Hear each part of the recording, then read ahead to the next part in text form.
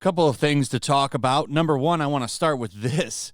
So, number 13 on trending, Velma official teaser for HBO Max. If you didn't know, there is a, I don't know, mini series, or maybe it'll be a multiple season series. I'm not sure. But it's starring Velma, who has some changes, a couple changes to her. They also have Shaggy, who they're calling Norville, which, from what I understand, is his actual name. So Shaggy is also changed. He's now a black man.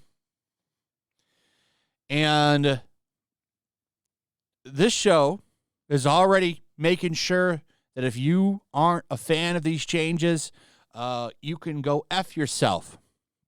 This is the beginning of the trailer.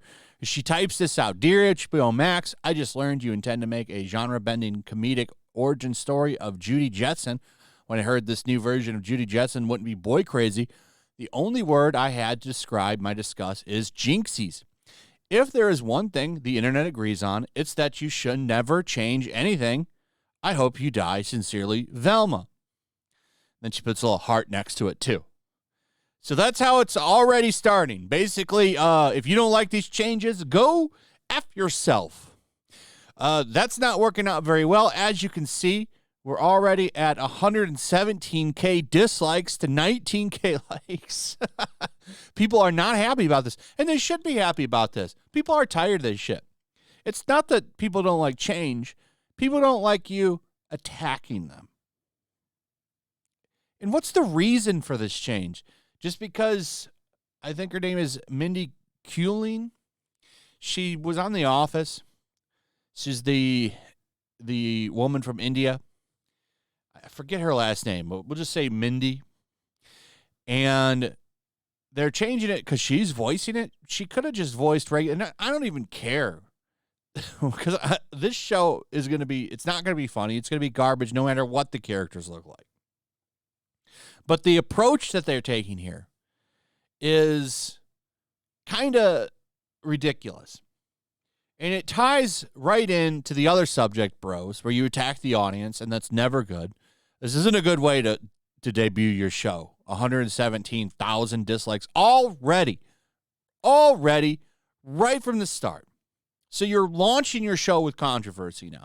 There is no need for this. And the only reason they're doing this is to let you know that you need to shut your mouth because you're stupid.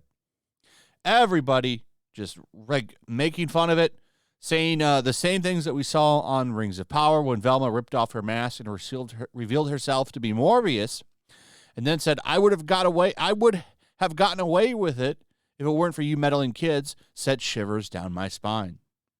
When Velma looks up to the top of the ocean singing about seeing a whole new world, it gave me chills. Basically saying that they've made unnecessary changes and this isn't Scooby-Doo. Who's not even in this, by the way, for some reason. You've got Fred, Daphne, and Norville, who's Shaggy. And a really interesting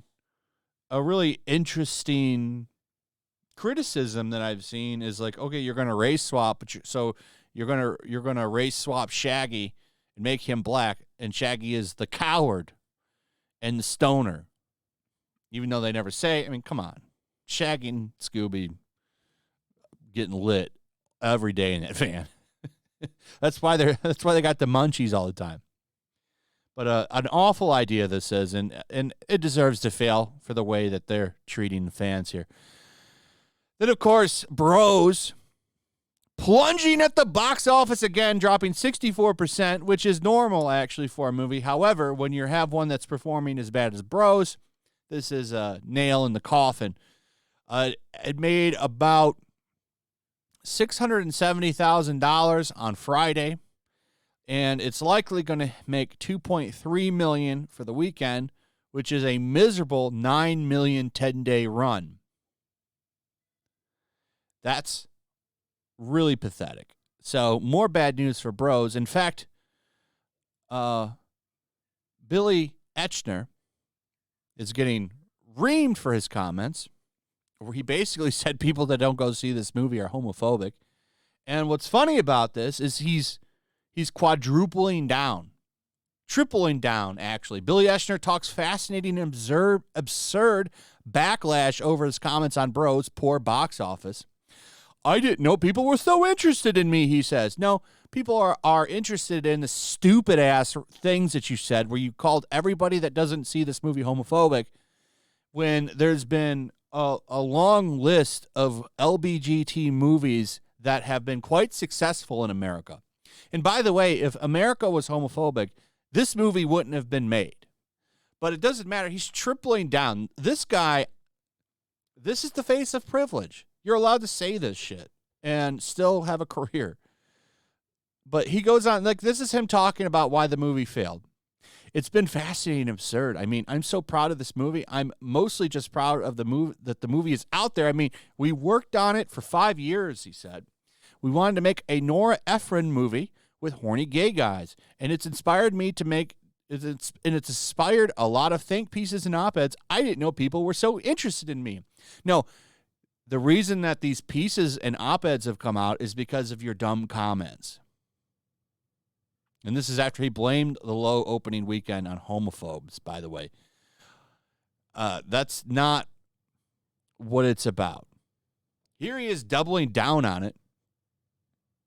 Here he is. We live in a divided country in that way, and it depends on where you live. Homophobia is a bigger problem than how it pertains to this silly rom-com, he continues. But do I think it's a factor?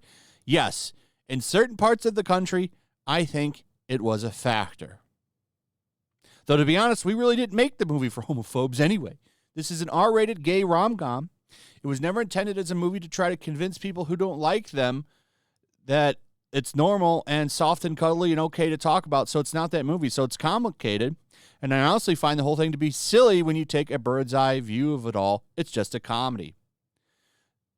So he's still doubling down on this bullshit. That's not why the movie failed.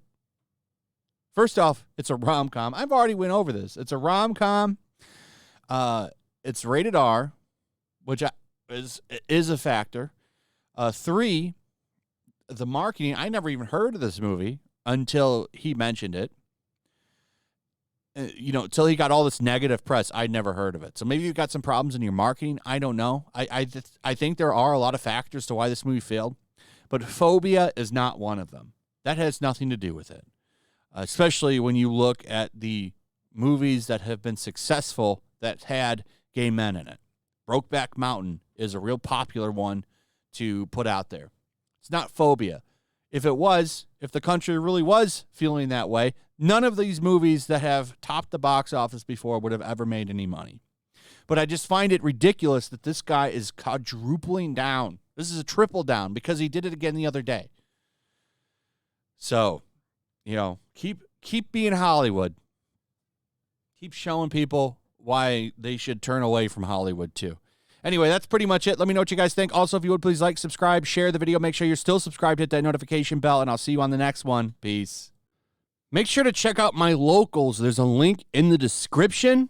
It's a fun community that I'm trying to build over here. If you don't want to support me on YouTube, you can come over here. None of that money goes to YouTube. You also can just come over here for free. But if you are a supporter over here, I do plan on doing an extra live stream once a month and throwing links to the supporters so you can actually come on and have a supporter live stream with me. Also, it's a good place to catch all of my content. You don't have to worry about notifications like YouTube. They'll definitely work over here. So come check out my locals.